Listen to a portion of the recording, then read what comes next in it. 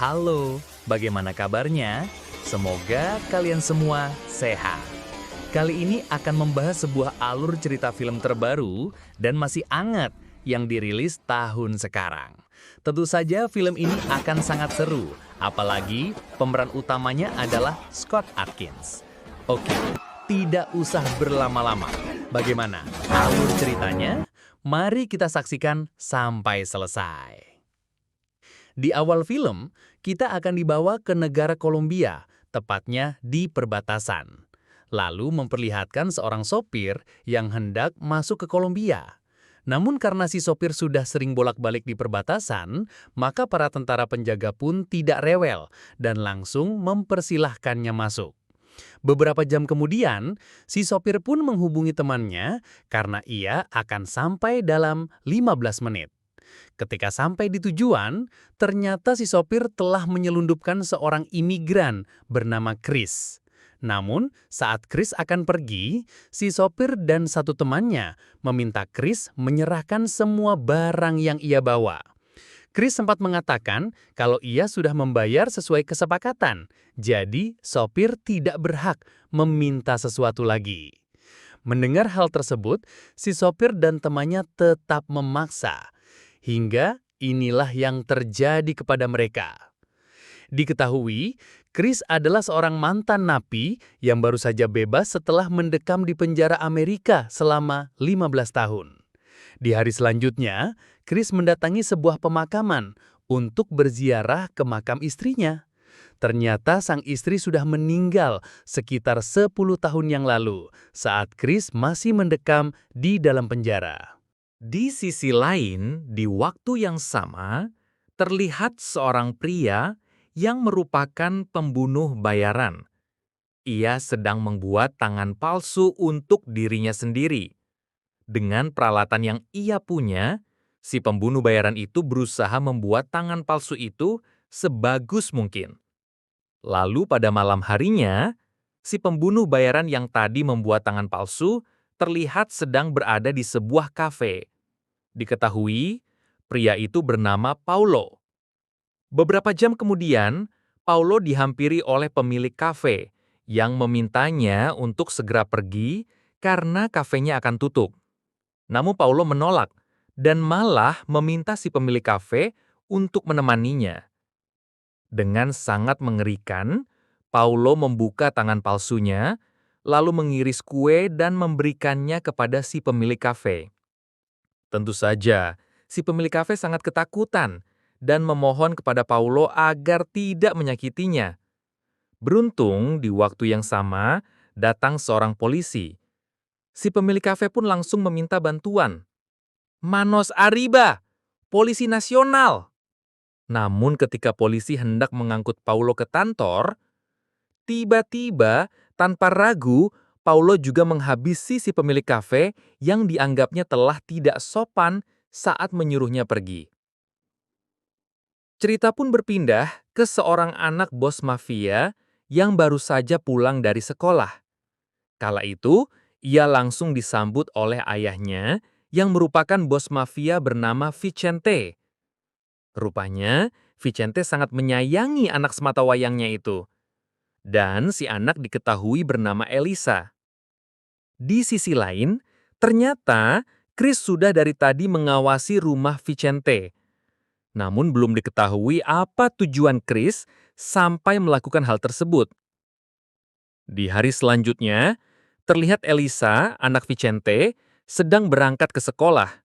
Ia ditemani oleh beberapa pengawal yang terus mengawasinya dengan ketat. Akan tetapi, ketika di lampu merah, mobil mereka sempat diganggu oleh seorang gelandangan yang terus-menerus menyiramkan air ke kaca mobil. Pengawal Elisa marah, tapi inilah yang terjadi. Ternyata, gelandangan itu adalah Chris. Ia segera menculik Elisa dan kabur dengan mobilnya sendiri. Setelah Chris pergi cukup jauh, ia mulai merasa kasihan. Elisa terus saja berteriak dari dalam bagasi. Ketika Chris membuka bagasi, Elisa langsung kabur. Kejar-kejaran pun terjadi. Run! Tapi, Chris memohon agar Elisa tidak kabur lebih jauh. Ia mengatakan bahwa ia tidak berniat menyakitinya. Lalu, Chris menunjukkan sebuah foto saat dirinya bersama Ibu Elisa dan Vincente. Chris menjelaskan bahwa ia diutus oleh Ibu Elisa untuk menyelamatkan putrinya dari tangan Vincente. Tapi Elisa tidak percaya. Baginya, itu hanya kebohongan. Apalagi ibunya sudah meninggal beberapa tahun lalu. Chris yang bingung hanya bisa memohon.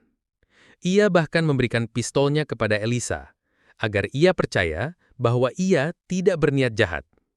Di sisi lain, terlihat dua pengawal Elisa sedang dimarahi habis-habisan oleh Vincente. Vincente sangat marah karena anak kesayangannya bisa diculik. Dengan penuh amarah, Vincente menghajar salah satu pengawalnya hingga tewas. Lalu, ia memerintahkan anak buah lainnya untuk menghabisi pengawal yang satu lagi.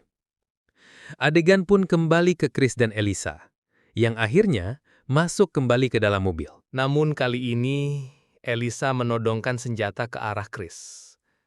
Di sini, Elisa meminta Chris untuk memulangkannya saja ke rumah sang ayah sekarang juga. Tapi Chris menolak, hingga Elisa terus mengancam akan menembaknya. Chris yang yakin bahwa Elisa tidak mungkin benar-benar berani menembak, tidak peduli. Ia malah menyuruh Elisa untuk menembak jika memang ingin menembak. Tak disangka, Elisa benar-benar menembak Chris. Namun untungnya, pistol tersebut telah kehabisan peluru. Bersamaan dengan itu, mobil mereka kehabisan bensin. Chris pun terpaksa harus belok dulu ke sebuah pom bensin. Di sana, Chris memohon kepada Elisa agar tidak kabur. Ia berjanji hanya sebentar akan mengisi bensin, lalu segera pergi dari tempat itu. Akan tetapi, saat Chris baru saja mulai mengisi bensin, Elisa kembali mencoba kabur. Ia berlari dan meminta tolong kepada orang-orang di sekitar. Chris pun terpaksa melawan mereka. Sementara itu, Elisa mencoba menghubungi Vicente melalui telepon umum. Setelah berhasil mengajar orang-orang tersebut, Chris langsung menghampiri Elisa dan memaksanya masuk ke dalam mobil. Bahkan, Chris sampai mengikat tangan Elisa agar ia tidak bisa kabur lagi. Saat mereka hendak pergi, Elisa memohon kepada Chris agar dibawa makan terlebih dahulu. Ia berkata, sejak pagi belum makan apapun. Ia juga mengatakan jika permintaannya itu dituruti, ia akan percaya bahwa Chris bukan orang jahat. Di waktu yang sama, Vincente menyuruh tangan kanannya untuk membuka sayembara besar. Siapapun yang berhasil menemukan Elisa akan diberi hadiah 2 juta pesos. Namun di sela-sela itu, sang tangan kanan menyempatkan menghubungi seseorang yang ternyata adalah Paulo, si pembunuh bayaran. Si tangan kanan memberitahu bahwa Elisa, anak Vincente, sekarang telah diculik. Bahkan, Vincente telah membuka sayembara. Siapapun yang mendapatkan Elisa akan dibayar 2 juta dolar. Lalu si tangan kanan bertanya, apakah dengan memberitahu hal tersebut, Paulo tidak akan memburunya lagi? Dan Paulo pun menjawab, ya. Adegan berpindah kepada Chris yang kini menuruti permintaan Elisa untuk makan terlebih dahulu. Di sini, Chris terus melihat kalung milik Elisa. Hingga Elisa bertanya, apakah ada yang salah dengan kalungnya? Chris menjawab, tidak, ia hanya teringat dengan mendiang ibu Elisa. Lalu, Chris mengatakan, jika sebenarnya Elisa adalah anak kandungnya. Dan Vincente merupakan orang yang telah menghabisi ibu Elisa. Tentu saja Elisa tidak percaya dan berkata, kalau memang ayah kandungku, kenapa baru sekarang muncul? Chris pun menjelaskan bahwa dirinya baru saja bebas dari penjara setelah mendekam selama 15 tahun. Waktu itu, Chris dan ibu Elisa adalah pasangan kekasih, sementara Vincente merupakan teman mereka. Sampai suatu ketika, Chris dan Vincente menjalankan perampokan terhadap bos mafia terbesar di Amerika. Singkatnya, mereka berhasil melakukannya. Namun tanpa disangka, Vincente malah menjebak Chris hingga ia mendekam di penjara. Sementara untuk semua uang rampokannya dibawa kabur oleh Vincente. Belum sempat menceritakan semuanya, tiba-tiba mereka dihampiri oleh beberapa mafia lokal. Di situ, mafia itu memperingatkan Chris untuk tidak melawan jika ingin tetap hidup. Tapi, Chris tidak mau tinggal diam. Inilah yang dilakukan Chris. Ia berhasil melumpuhkan beberapa dari mereka. Namun sayang, anggota mafia lainnya tetap berhasil membawa Elisa pergi. Menyadari hal itu, Chris menghampiri satu anggota mafia dan bertanya kemana Elisa dibawa. 1 jam kemudian, terlihat Elisa dibawa ke sebuah bar dan diserahkan kepada bos bar itu. Bosnya bernama Samsul. Samsul mengatakan Elisa tidak akan disakiti, karena sebentar lagi Vincente pasti akan menebusnya dengan $2 juta. Lalu, Samsul menghubungi Vincente dan memberikan ponselnya kepada Elisa. Di sana, Vincente bertanya, apakah Elisa baik-baik saja? Elisa mengangguk dan mengiyakan. Namun di saat yang sama, kamera CCTV menangkap Paulo, sosok berbahaya itu, sedang menyerang anak buah Samsul. Dengan cepat, Samsul menyuruh Elisa masuk ke tempat aman karena Paulo sudah berada di dalam bar dan sedang melumpuhkan banyak orang. Di suatu kesempatan, Samsul berusaha melawan Paulo, tapi gagal. Akhirnya, melihat anak buahnya hampir habis, Samsul pun ketakutan dan memilih bersembunyi. Sementara itu, Paulo terus melumpuhkan orang-orang di sana, tanpa pandang bulu, baik anak buah Samsul maupun pengunjung bar. Setelah meratakan mereka semua, tiba-tiba datanglah Paulo, dan perduelan pun tak terhindarkan. Ketika Chris sudah terpojok, Elisa muncul, dan Chris menyuruhnya segera kabur. Paulo yang tak ingin Elisa melarikan diri, langsung mengejar Elisa, sampai akhirnya Paulo memojokkan Elisa. Tapi tiba-tiba, perduelan Chris dan Paulo berlanjut, hingga Samsul datang dan memberondong mereka. Ketika Samsul sedang mengisi pelurunya, Paulo mendekat dan langsung melumpuhkan Samsul. Setelah itu, Paulo keluar, tapi Chris langsung menyambut, dan terjadilah pertarungan lagi. Sayangnya, Chris bisa dipojokkan oleh Paulo, hingga saat Paulo hendak melumpuhkan Chris, tiba-tiba Elisa muncul. Chris segera mengajak Elisa untuk kabur, berlari karena mobil mereka rusak. Singkatnya, Elisa dan Chris berhasil kabur ke keramaian. Di sana, Chris meminta Elisa membeli baju, karena baju Elisa terlalu mencolok. Elisa lalu bertanya, "Siapakah Paulo yang menyerangmu tadi?" Tapi Chris menjawab, ia tidak mengenal Paulo. Adegan berpindah ke dua orang pecandu yang sedang menggoda setiap wanita yang lewat. Tak lama, mereka dihampiri Paulo yang menanyakan alamat di sekitar situ. Namun mereka malah menghina Paulo, sampai Paulo meminta mobil mereka. Tentu saja mereka marah, hendak menyerangnya. Tapi inilah yang terjadi. Paulo menarik mobil mereka dan pergi dengan tenang. Di waktu yang sama, terlihat Vicente bersama anak buahnya tiba di bar Samsul. Vicente sangat terkejut melihat anak buah Samsul sudah tak berdaya. Vicente memutar CCTV, lalu mengetahui bahwa pelaku serangan adalah Paulo. Vicente segera berasumsi bahwa Elisa pasti sekarang di tangan Paulo. Ini adalah masalah besar. Adegan kembali ke Chris dan Elisa, yang telah beristirahat sejenak di sebuah alun-alun. Di sini, Chris mengatakan bahwa kalung yang dipakai Elisa adalah kalung yang ia berikan kepada ibu Elisa. Kalung itu terbuat dari berlian murni, sehingga apapun yang menghantamnya tidak akan hancur. Kemudian, Chris bercerita bahwa ibu Elisa sempat mendatanginya di penjara ketika Elisa berusia 2 tahun. Saat itu, Elisa dibawa oleh Vicente, dan sang ibu tidak diperbolehkan membawanya. Bahkan, ibu Elisa seringkali disakiti oleh Vicente karena ia menolak menikah dengannya. Ibu Elisa pun berencana untuk membawa kabur Elisa secara diam-diam.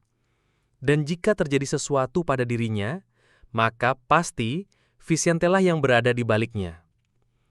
Lalu, ibu Elisa berpesan bahwa saat Chris bebas dari penjara nanti, ia harus membawa Elisa pergi.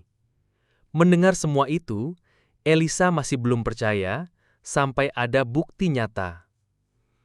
Malam harinya, Paulo terus berkeliling kota mencari Elisa dan Chris.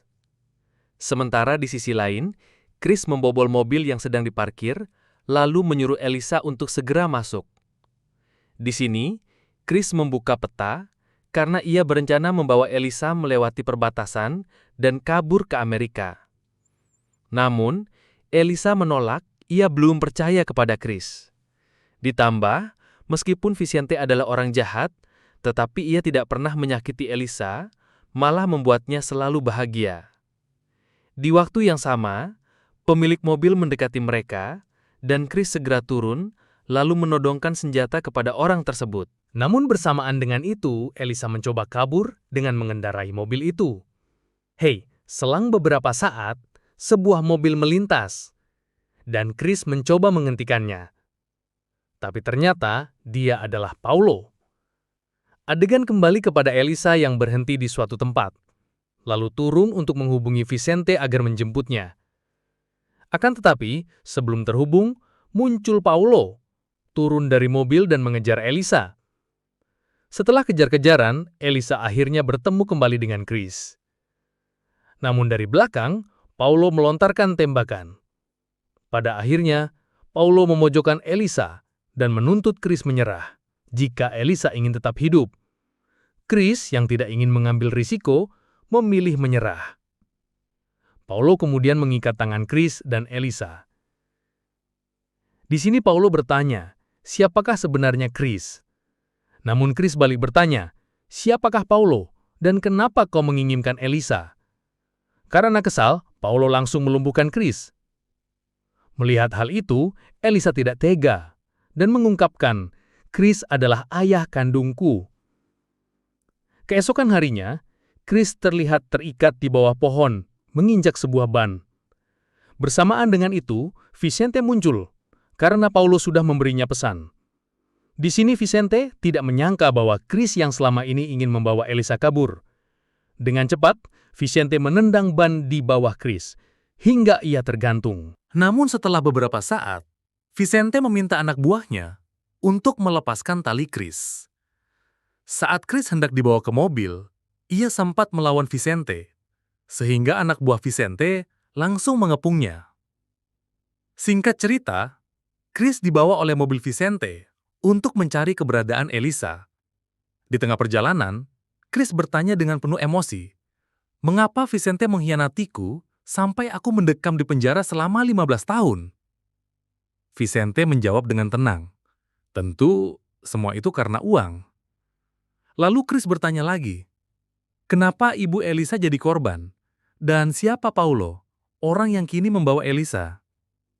Vicente menjawab bahwa ia tidak pernah menyakiti ibu Elisa. Sedangkan Paulo adalah sosok bayaran dengan dendam terhadap Vicente di masa lalu. Saat itu, Vicente menerima panggilan dari Paulo. Paulo meminta Vicente datang ke tempat di mana ia pernah disiksa jika Elisa ingin selamat. Paulo juga meminta Vicente untuk berterima kasih kepada tangan kanannya yang telah memberikan informasi tentang Elisa. Setelah panggilan selesai, Vicente pun menindak tangan kanannya tersebut.